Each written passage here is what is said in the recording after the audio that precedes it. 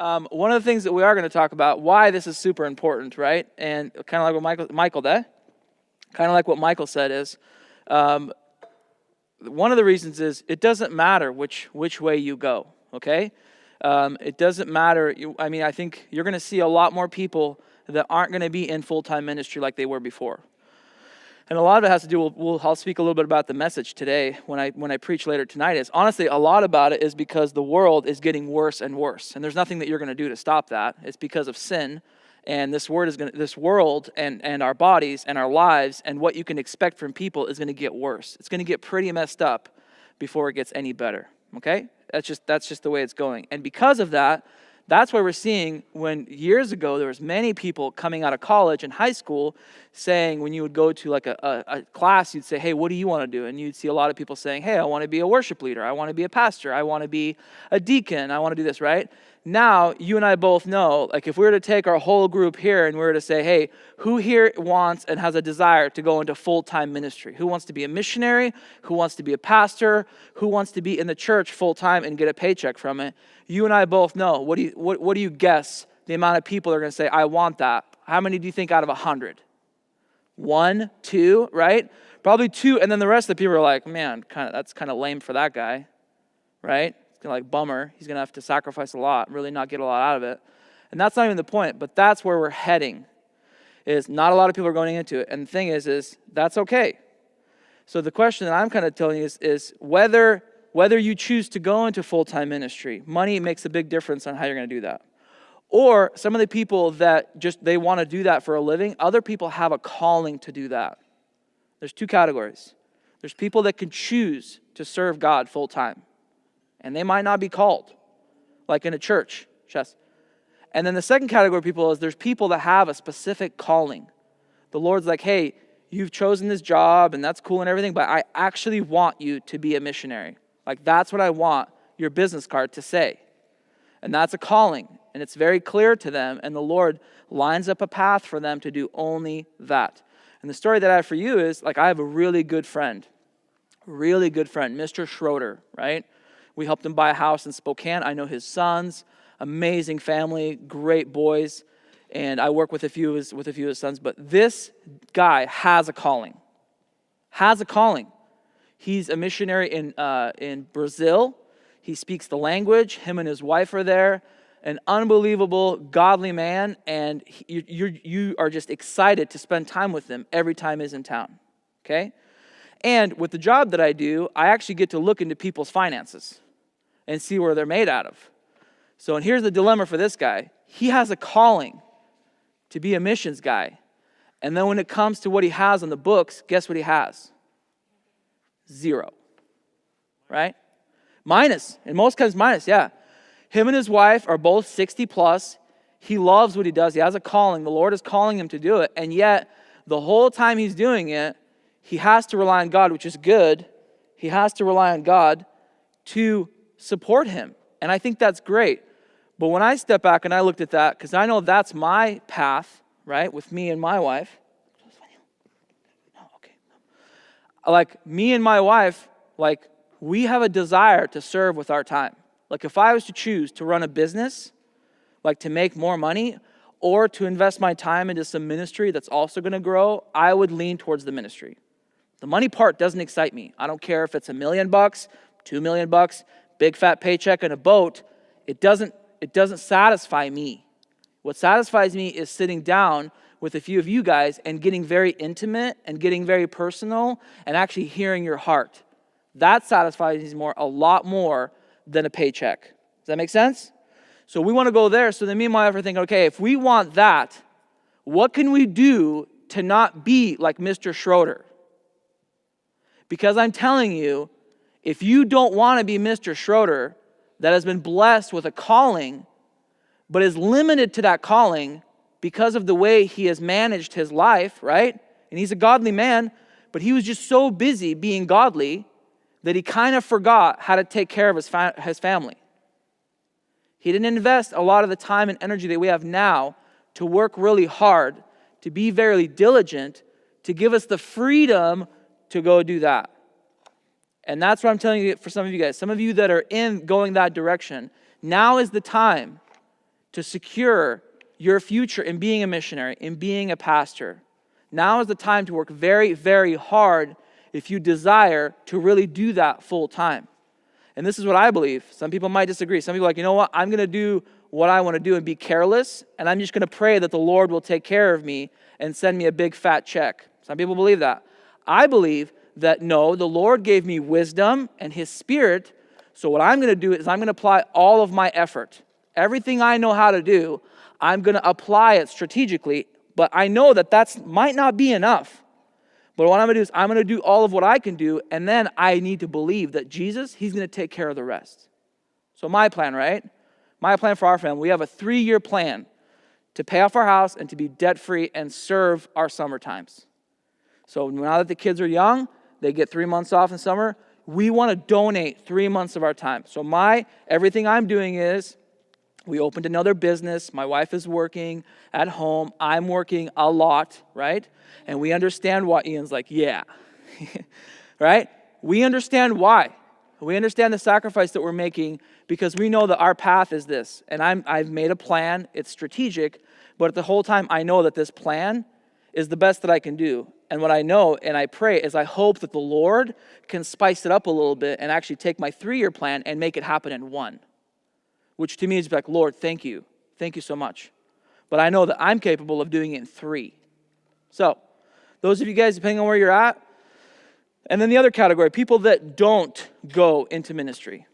People that don't. People that want to continue their jobs, right? And they want to continue to be, to glorify God through your job. That's also cool too.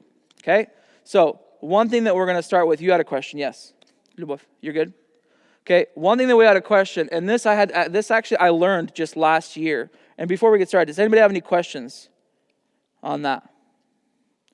Okay, let's do another one. Who actually wants to go into full-time ministry? You want to go into full-time ministry? You do too? You do too? Okay, you want to it's like, hey, forget the job. I want to work for God, right? I want to have a job giving my time.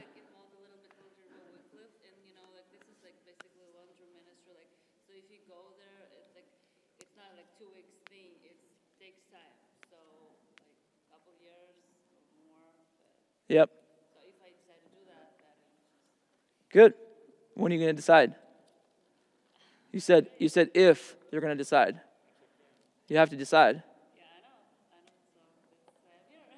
I know. Okay, good. Good. Because we can help people make decisions all day. That's what moves life. So, one of the things that we need to learn, and I learned this last year when we actually set a goal, right? Proverbs talks about this. Proverbs says this, okay? Wealth gained hastily, okay, will dwindle. Wealth gained hastily. What does hastily mean? Fast, right? If you want to see a really cool, if you want to see this played out, go on YouTube and search some stuff of people that won $1 million or won the lottery. And look at this truth in Proverbs played out in people's lives. Look at what happened to the people that won a large amount of money in a very quick amount of time. And look at what happened to their life, okay? You will be blown away that you'll probably sit back and say, Lord, please don't send me a lot of money at one time, okay? Because that's what happens. And yet, the majority of us that have jobs, right, we're always chasing this idea and this philosophy that hey, I want not just this, I want all of this.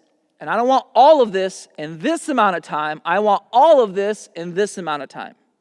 And then Proverbs is saying hey, no, okay, all of this earned really fast, right, doesn't last very long. So what does that tell us to do? It basically just reminds us that what you earn, what you make is earned with effort. It is hard. It is hard. And especially now, I'm on Facebook. I follow a lot of guys that I get encouraged from. You've got a huge wave of young millennials that are all preaching this thing of hey, you can get rich in just such a quick time and it's so easy, blah, blah, blah, blah, blah, blah, blah, right? I mean, to me, the real philosophy is hey, no, you can't. The reality is you can't.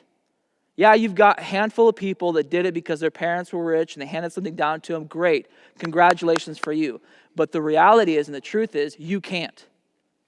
So instead of sitting around on your couch watching videos of these guys do it, what do you need to be doing? Getting a job. Get a job. Get a job, including you. Fast. So, fine. I get a job. This is the other thing is, Vitalik, awesome business owner. Blessed business owner. He's doing a thing in there, okay? Knows how to run a business, sold one of his businesses, very humble, godly man that understands business. Not everybody's cut out for it. Most people can't run a business. If you guys think you want to start a business, right, you need to sit down with a guy like Vitalik, and then if you ever want to call me, I'll let you interview with another guy that's in our Spokane. His name is Serge, right? He can spend 2 days with you and help you for the rest of your future. He'll just spend time with you and say, hey, bro and girl, I'm going to help you out. Never start a business again. Go get a job. And that's literally what he does for guys. Guys will come to him thinking like, hey, I think I can do what everybody else is doing. He's like, sure, come work with me. They come work with him, and within like a day, he'll give them a shot, but he already knows. He just has a gift. Like, you can never run a business. You will fail miserably. Don't. Cross that idea out of your head. Go do a job. But find a good job. So, back to, okay, now we have a job. We've got a job. I need to manage my money better. I need to save more. So, with the job is, why is that a big deal and we can't take it lightly? And I kind of mentioned it when I was up here. You're going to spend 8 to 5, right? 5 days a week making this thing we call money. 8 to 5, 5 days a week, we're going to make this, okay? That's all it is. And I don't care about this. I mean, this is cool. Money's cool. I don't have any in my pocket. Money's great. But really, when you look at what is money, okay? If you take out some of the stuff of having fun with it and entertainment and everything else, this is what it really comes down to. If we believe that we are here just temporarily, like we're not here forever. And you'll see with a lot of these people that I follow also, these non-Christian, right? Right now, the trend where a lot of businesses are being started, this will blow you away. The trend right now, where like if you want to start an effective business to make really good money, they all go back to, okay, what do people value the most? And I'm going to make money on that. Do you know what people value the most today? What is it? It is something you cannot buy. What is it? It's time. It is time. And that's how crazy it is. People are starting big businesses based on that principle. They're coming into a house, right? And like before, like most of us are Russians in here. Why in the world would you get your house cleaned by somebody? Right? Like we're thinking that's my and my wife's job. You're saying I should pay for that? That's flat out dumb. Why? Like, why did I get married? Right? Yeah. I'm kidding. My wife is a lot more valuable than a maid. And trust me, if I could free up my wife to be more with me and my kids, I would gladly pay for her to not clean. I value her enough where I would love to pay for my wife to not clean the house so she can be present with my family and with the kids, and she can just enjoy without physically working at something as simple as keeping a house clean. All right? So, but that's a business that's exploding. Why is it exploding? People love clean houses? No. We buy houses all the time, and people are flat out nasty. They're just nasty. They're just very dirty. The culture we live in is a lot of people are so stinking dirty. Why are they paying for it? Because it's not that they even want to clean. They just don't want to spend the time. We have this one guy not in our church, Roman, right? Miroshnik, funny guy. I mean, just tries so many businesses, entrepreneur. So he found this business that I think all of you guys should try. It is crazy. Do you know what it is? It's super glorified. You know what it is? He bought it for like nothing on Craigslist, and then he's turned it into a business that generates about, and some of you guys, you two young kids, you can do this. Like, drop out of school and just do this. Yeah, this kid's like, yeah. No, learn in school, and then when you're done with school, then you start the next project. So this is what he does. He bought a business on Craigslist, scooping dog poop. That's what he does. He makes enough for his whole family, and he's got a few employees, and all he does is people that have dogs now, they love dogs so much that they can't clean up after their own dogs. So they pay him more than they would pay to have somebody mow their lawn. They pay him to come out for 15 minutes and go in their backyard and pick up the poop after their dog. Why? Time. Flat out lazy, but time. So there's a bunch of creative ideas on all that. And why I even bring that thing up is, why am I bringing up a mentality of being an entrepreneur compared to having a job? This is why. If you really value your time, which everybody is paying for that time, if you really value your time, many of you guys start out wherever you start. Some people can only get a basic job. Great. Your first priority should be get a job. Get a basic job. Why do you need a job?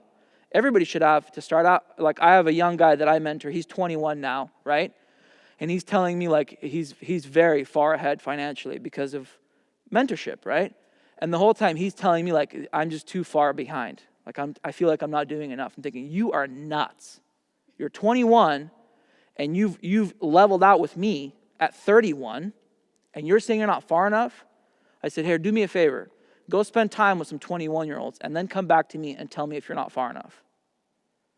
Conversation over.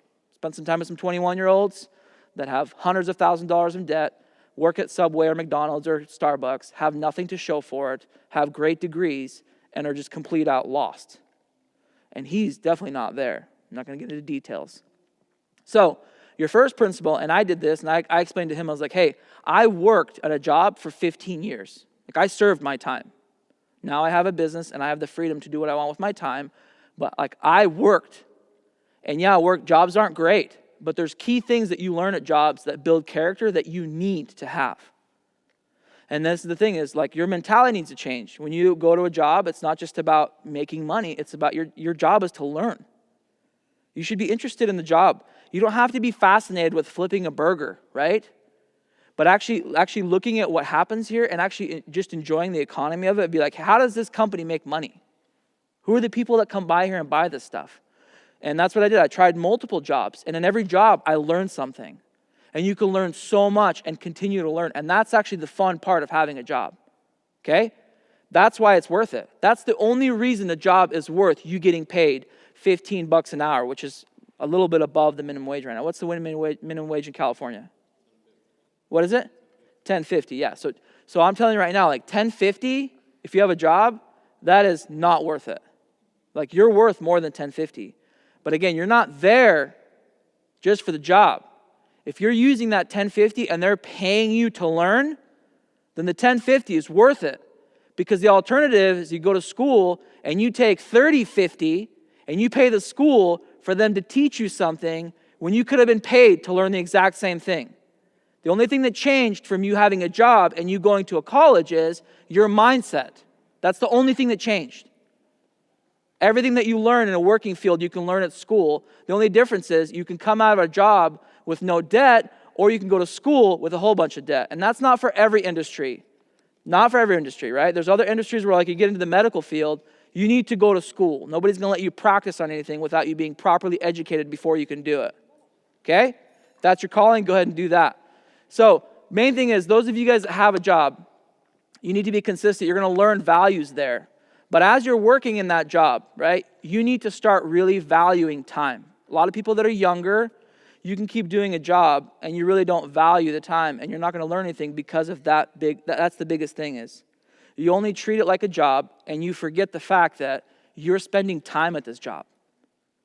Your time will never come back to you. So what I would give you some counsel for that, for people that are doing that, right? You can't start a business. You can't do anything else. So the best thing for you is, for people that have jobs, right? You need to find, right? Forget about what makes you happy. Like, forget about it. These are the people that should be concerned about finding pleasure in jobs. You ready? Okay? People that can, because that's a big movement too, is like, hey, you should really enjoy your job. It should bring you some kind of fulfillment and satisfaction, Something about flipping that burger. She's just like, oh man. I wake up every morning and I just can't wait to fire up that grill at Mickey D's, putting on that. Nobody talks like that.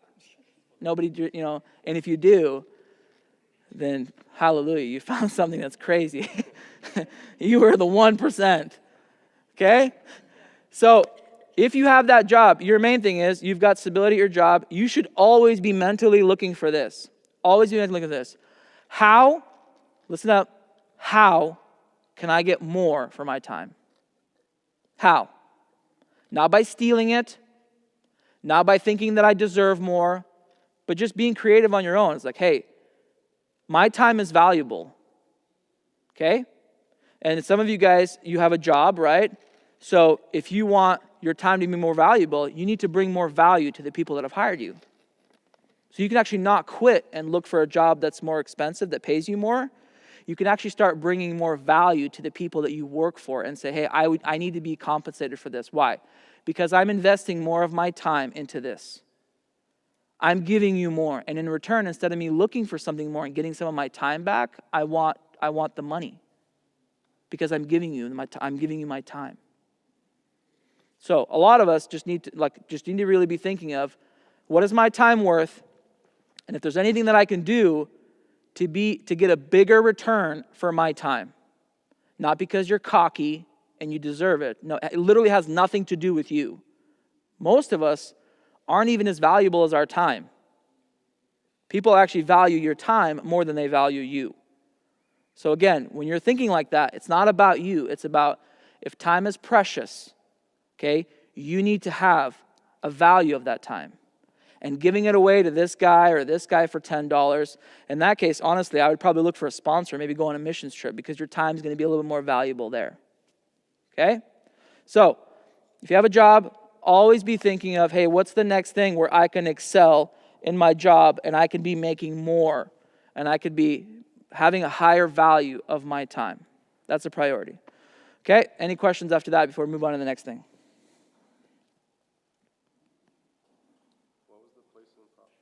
Proverbs 3:11.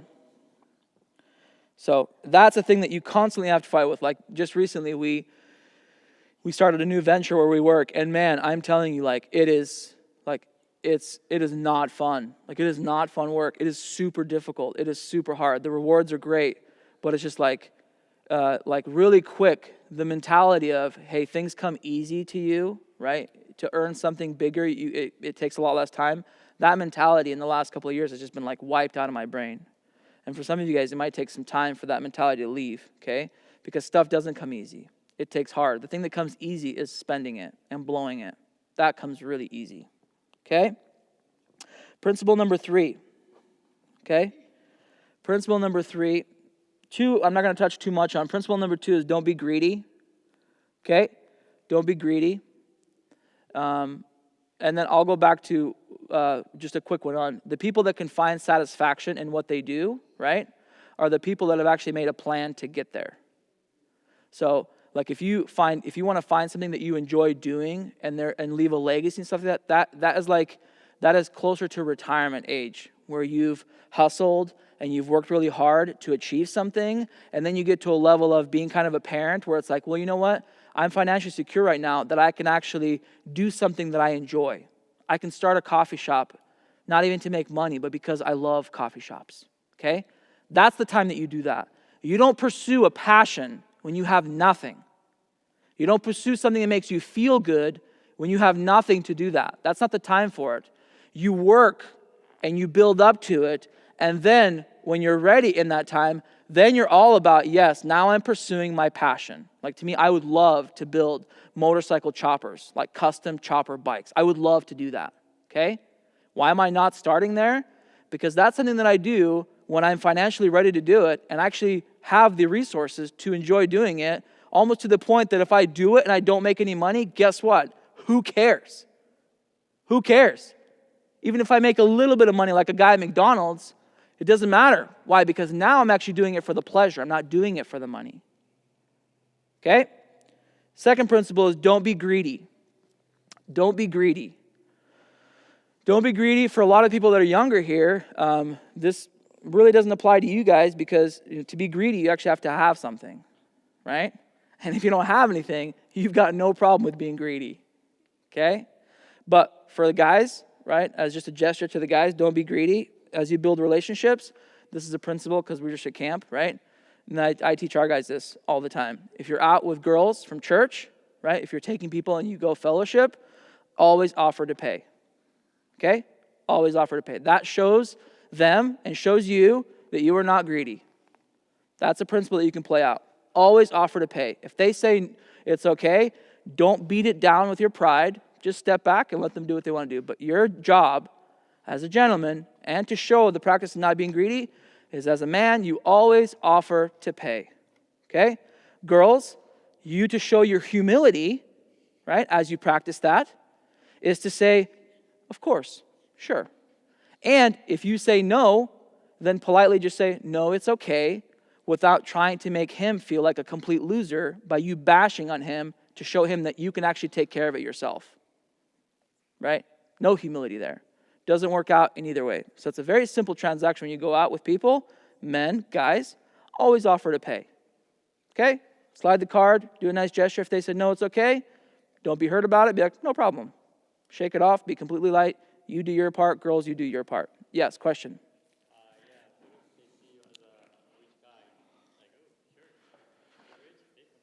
Perfect. The cool thing is you have no idea how they see you, so it doesn't affect you at all.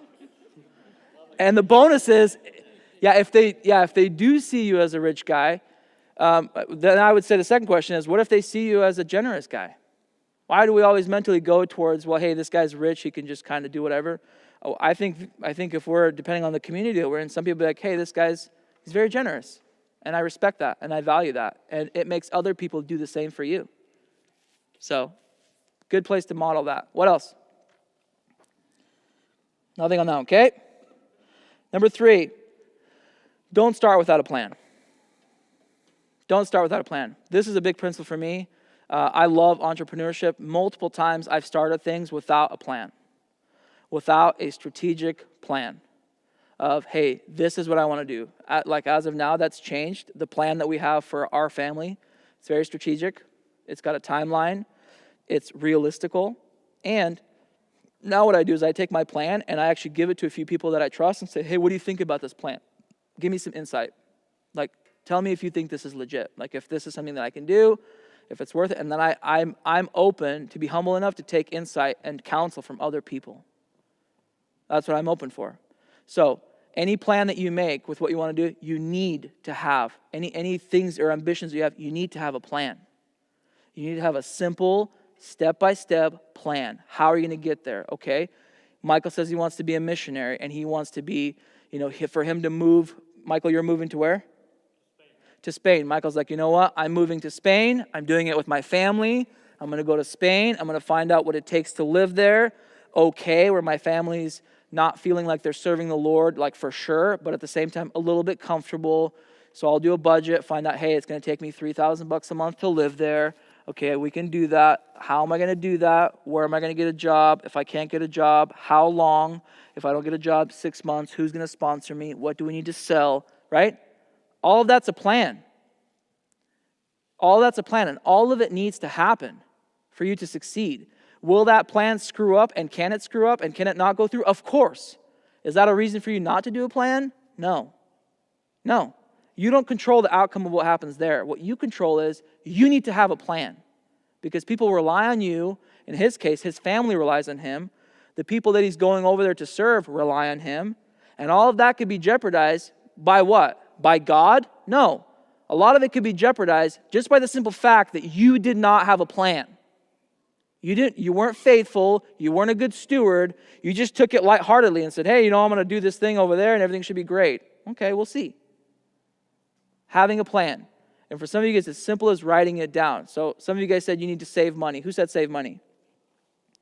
Okay? So, practical step for you, having a plan.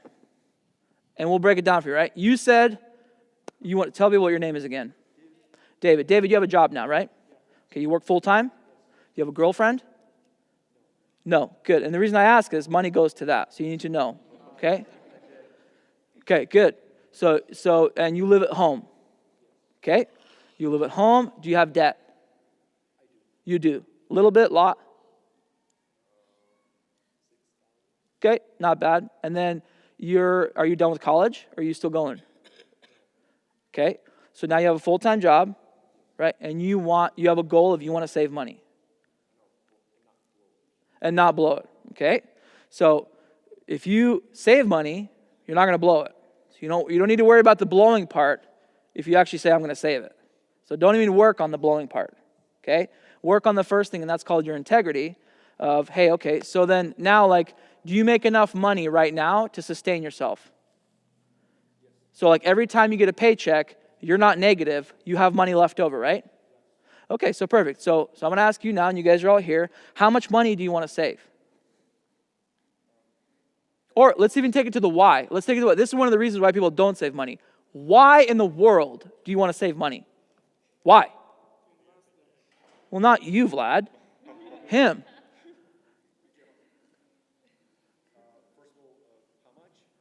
Just, okay. Perfect. So your desire is you want to buy a house. Yeah. So you're like, hey, I want to buy a house. Then you ask, you usually go for 3 whys to make it really personal. It's an exercise you can always practice. So for you, it's like, okay, your main objective is I want to buy a house. Yay. Girls love guys that have houses. Awesome. I had a house before I was married. Didn't score any points with my wife. Yes. Perfect. So yes, you've got an investment mind, and then keep this in mind, and this is a lot of Slavics here, right? Love Slavics. Okay, investing, just you can write this down as a biblical principle for you. Investing is only for people who have money. Okay? So if you don't have money, don't worry about investing. Like, don't worry about it. So many Russians are like, hey, I'm going to buy this house. It's a good investment. Do you have a down payment? Do you have any money saved up? No. Okay, I'm telling you right now, your home will never be an investment. It's just chance. It's just you praying that nothing goes wrong, and in the end, the market will go good, and you'll sell that home, and hopefully you'll get some of your money back. An investment is for people that have the money to invest, have above and beyond their normal means. Okay? So, after that rabbit trail, so you want to buy a house. So, for you to have passion and to be ignited to save, now I'm going to ask you the second why. Why in the world do you want a house?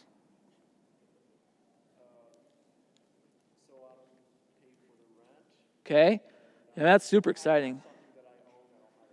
Good. Are you paying rent now? So, I mean, you already have that now. I mean, why you're not paying rent now? It seems like you'd be excited now. Why would you want a house? Good. You're paying now? Okay. Oh, so you're renting an apartment now? Oh, so you've already moved out from your folks. Yeah? Okay, wow. Ooh, look at this guy. Okay, so you don't want to pay somebody else. You want to have your own place. Okay? So that's the second why. So first one is you want to own something that's yours. Like you want something with your name on it. Somebody drives by, you've got your name above your Yeah. Yeah. There's nothing wrong with that. Like you're like a man, you can conquer stuff. I get it. You want a house that has your name on it. Right? And you don't need to be a proud guy. Some guys are proud. Some guys are like you, and they're kind of like, yeah, I own a house. No big deal.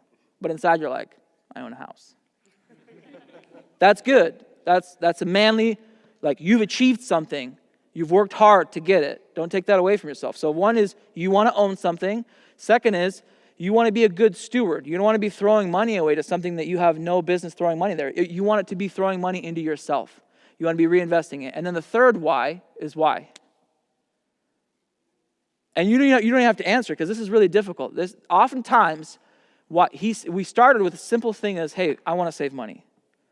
And to me, I'm thinking like, well, I could see why you're not saving money because you're not excited about saving money. You're not passionate about saving money. Your heart's not in saving money. And then you're surprised why you're not saving money. You're not. And it's very simple because you don't know why. You're saying the words that you want to save money, but when it comes to you actually living it out, you're not following that. And it's not just you. I know like I can have this conversation with you because I know you're going to be just fine. But this is the conversation we'd be having with ourselves. And the truth is if he answers that third why, so he's got, hey, I want to own this house. I want my time. That should be the big one for you for number 2.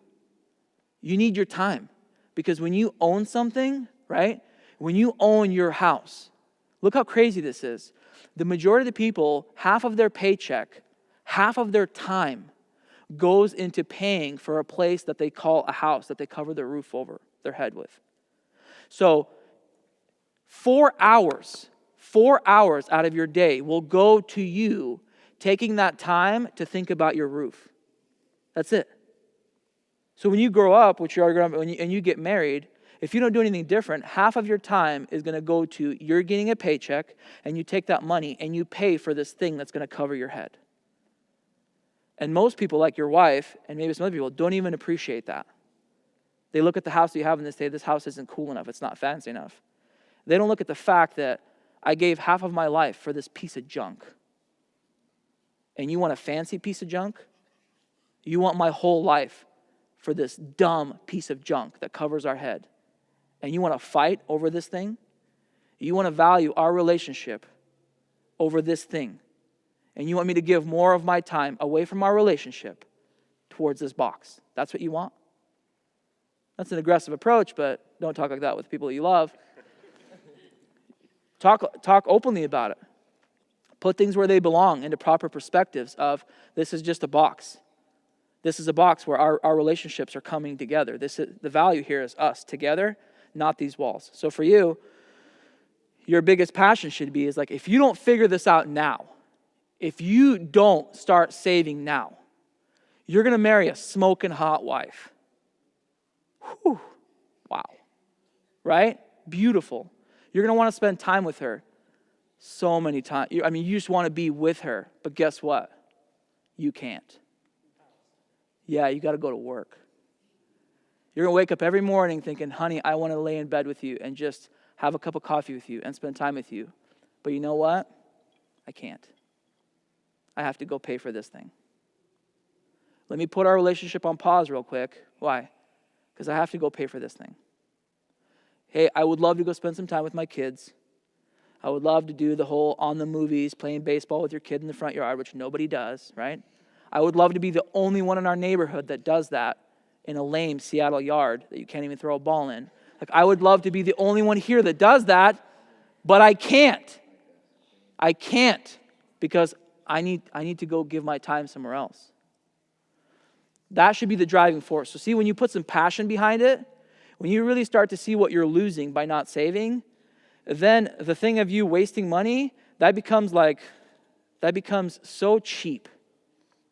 When you really dig deep and say why, and that's just some mentoring and some people that can spend some time with you. Anybody that's capable can do that with you if that's what you desire.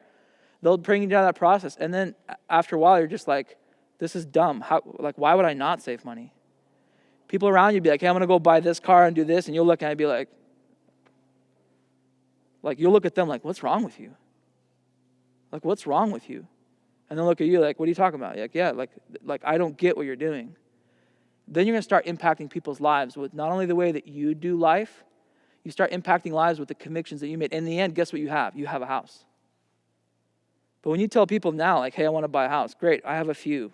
Somebody else has a few. And? How's that impacting the kingdom? It's not. It's not. So if you want to save, answer the 3 whys. Write them down. Put them on your wall, right?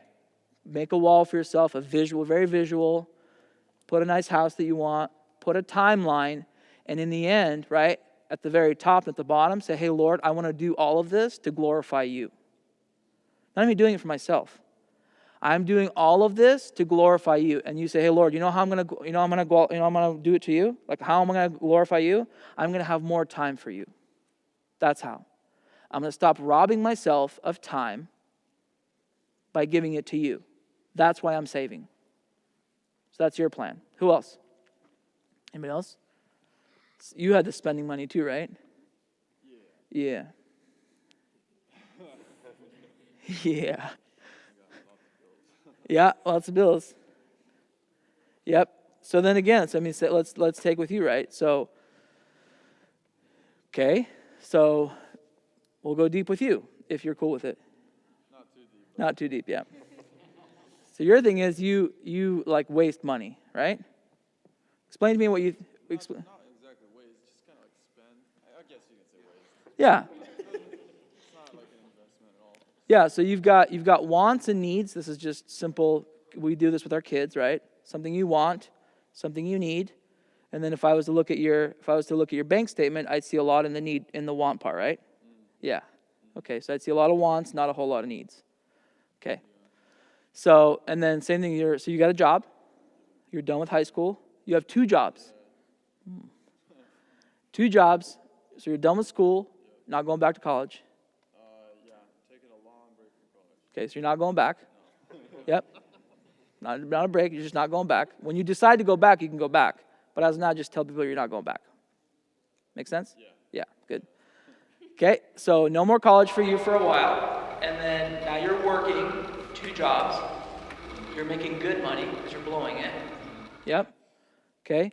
So, and then again, you're not gonna stop spending money. And you know why. Like, why are you not gonna stop spending money?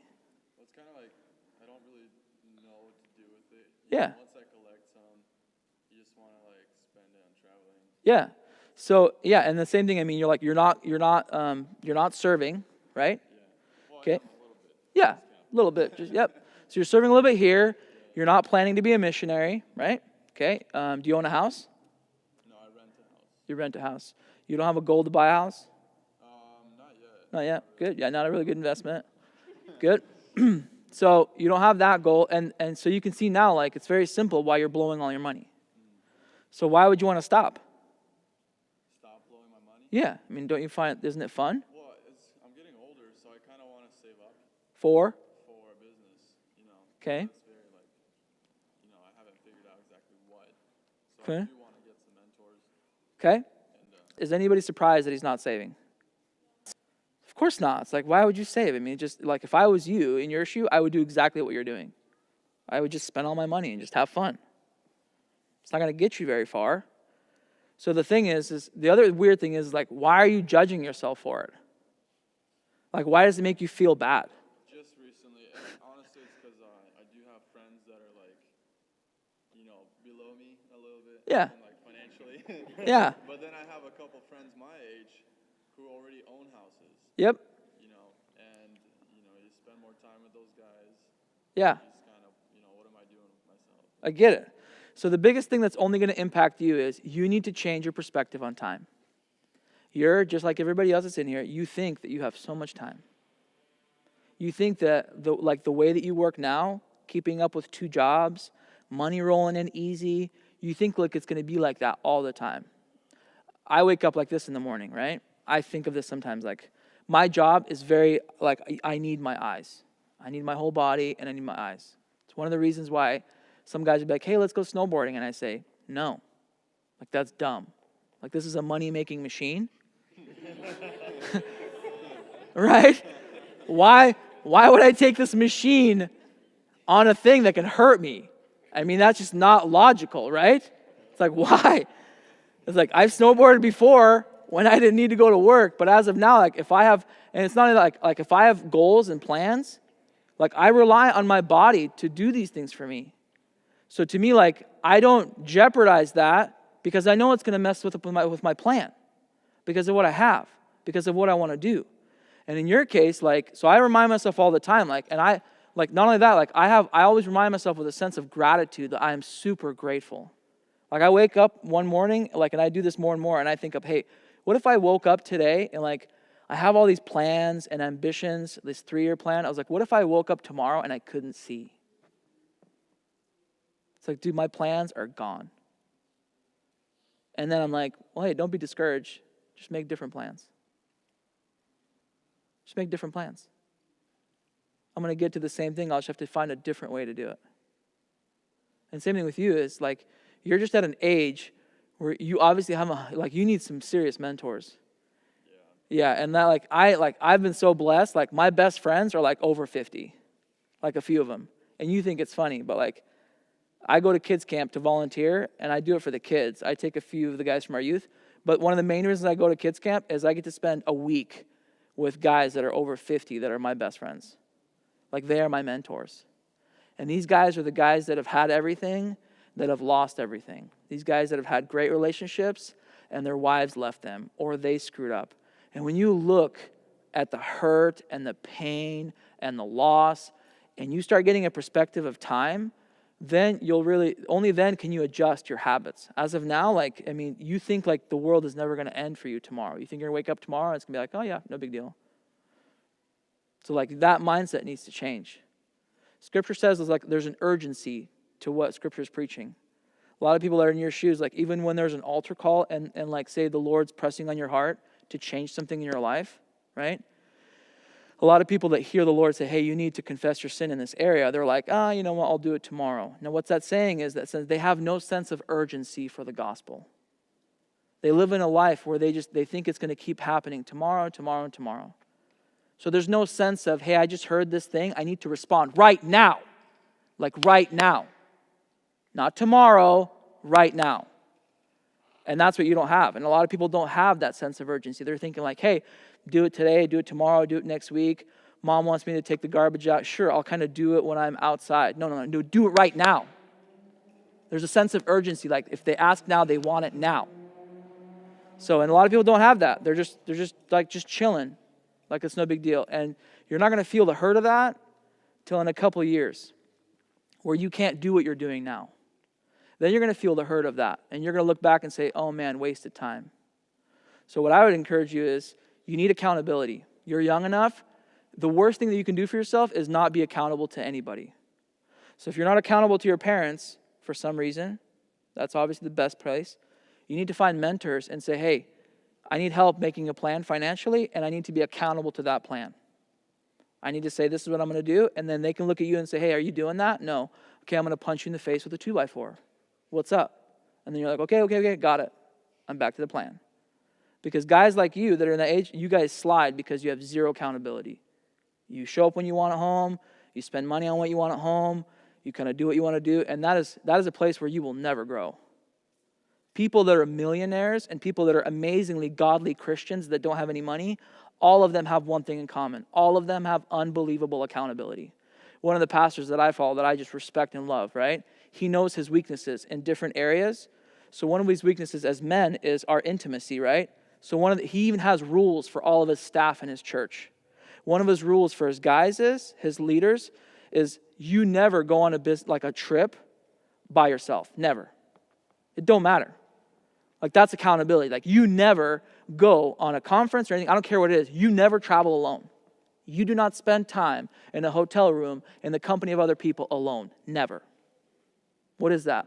That's rigorous, ruthless, aggressive accountability, which you know what? You need.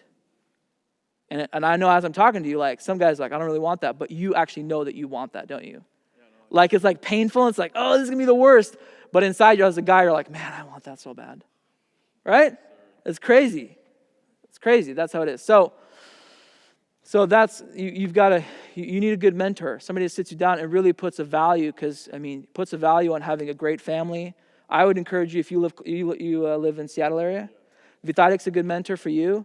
He's got a group of guys now that they're kind of doing business together. I would sit down with a few of those guys and be like, hey, I want to be a part of your group. I would just be bold and ruthless. Be like, hey, Vitalik, you've got this investing group. Like, I don't want anything to do with financially. I just want to be there. Please include me in there. And I'm going to be there every time, and I'm going to be faithful. I want to be around you guys. So if you even make that one step this weekend, and Vitalik says yes, and if he says no, keep bugging him about it until he says yes. And that'll be your change. That'll be your growth right there. So good luck with that. Okay? Anything else on those? Okay, so far we've talked about valuing your time. And your time, at the end of the day here in the U.S., is just $1. Okay? So making sure that you get the best return on your money. Principle 6 is be honest in every transaction. Pay your taxes. 4, where were we at? 4. I'm skipping a few because a lot of these don't apply to you guys. Okay. We didn't, let's just say that one's 4. Start with a plan. Okay. This is another one. We'll do this one's for 5. And in the work field and everything, right? A lot of people don't pay attention to this. I would focus highly on your reputation. Focus highly on your reputation. Okay? Sometimes you see also in the world that we live in today, the people that make the most amount of money can just be flat out rude and the most disrespectful people. And we start to have a personality, we start to have a mentality that for you to be successful, you need to be like the worst person out there. You need to be nasty. You need to be mean. You need to be ruthless. And I'm telling you that is not the case. Okay? Your reputation should be a priority for you because, again, what you do here, right? You're doing it for the glory of God. You're representing Him, right? And he kind of talked on a little bit of how do we glorify God? Like that's your ultimate point.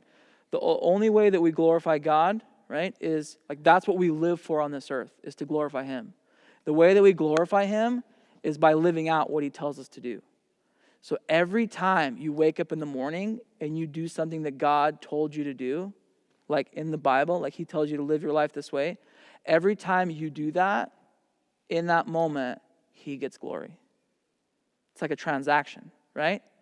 So like husbands and wives, right? Every time you submit to your husband with grace and love, husbands, every time you love on your wife because you're supposed to and you have grace for her, every time you do that, He's glorified.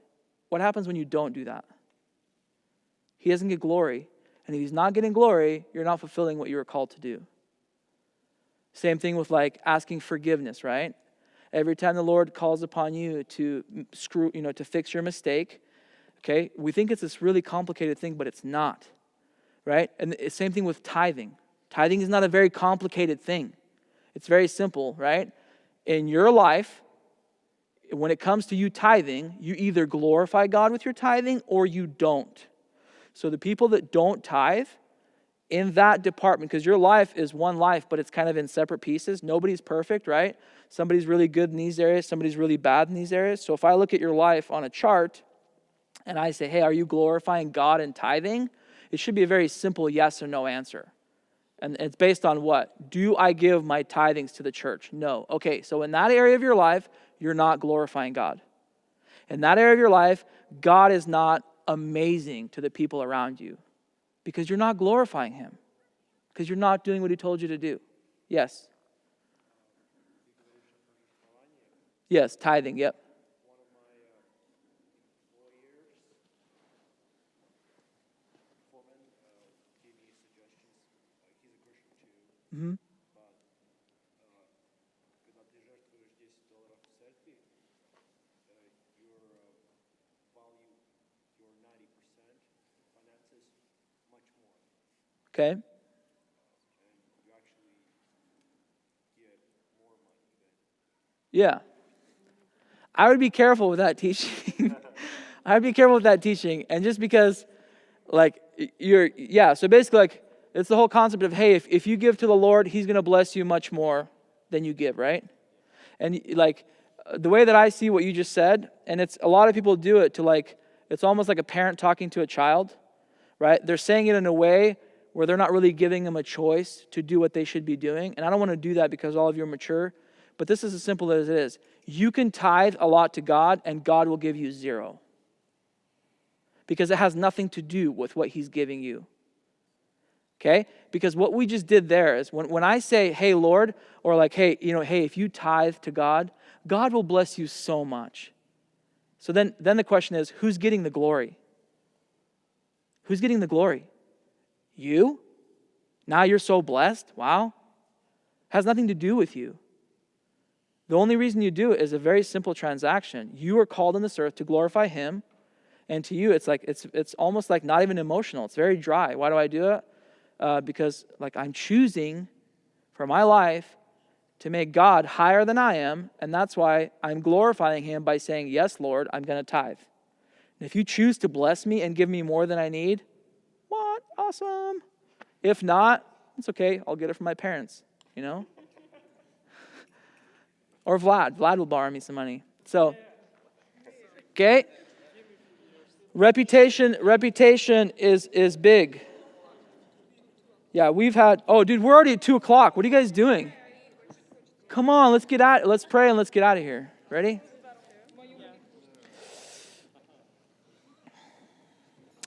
Lord, thank you so much for today that we could have just an open conversation about money. It's obviously a big thing that impacts our relationship with you, and one of the big reasons is because it takes our time away. And in the end, the only thing we have with you is time, is to invest our time and our minds and our thoughts into you. So I just ask that you help us take it seriously. We're all very mature and some not so mature. And we just ask that you, through that, you would give us wisdom, that you would put our lives in situations where we could learn, where we can continue to learn, and that we would value time with you and with our loved ones and in relationships much more than just getting cash. And that with time, we would just start investing into your kingdom, which is people that are here on this earth. Spending time with them, investing into them. Please bless us. Again, thank you for an awesome group of people. Thank you for the fellowship and your word and truth. Amen.